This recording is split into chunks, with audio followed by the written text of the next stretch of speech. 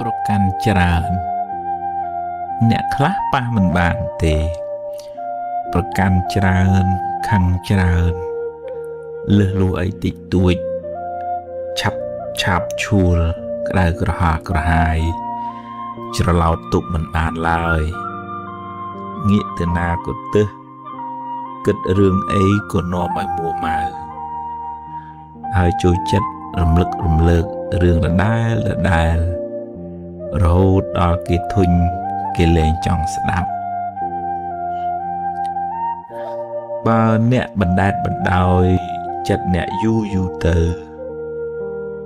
ផ្លូវចិត្តអ្នកនឹងមានវិបត្តិ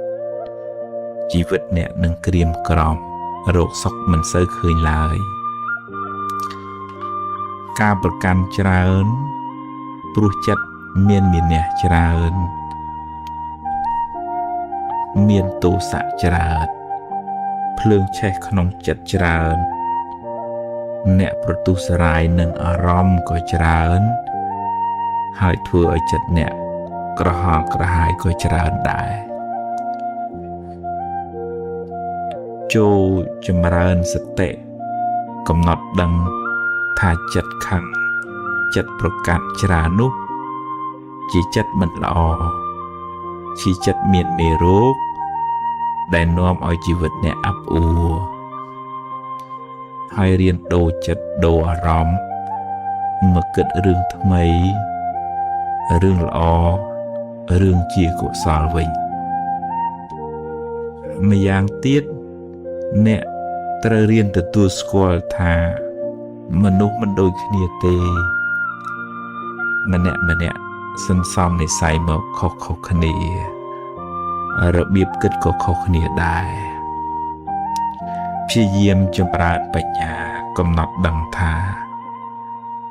អ្វីមិនចេះតែបានតាមចិត្តអ្នកបង្ខំទេមានហេតុគ្រប់ទើបផលអាចកើតឡើងបានបើហេតុមិនគ្រប់ទោះអ្នកបង្ខំយ៉ាងណាក៏មិនបានឡើយវាមានតែធ្វើឲ្យអ្នកខ្វល់ខ្វាយចិត្តខ្លាំងតែប៉ុណ្ណោះ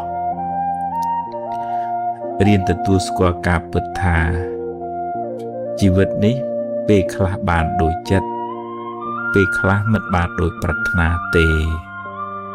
ជាសច្ចភាពនៃជីវិតម្យ៉ាងទៀតរៀនចម្រើនមេត្តា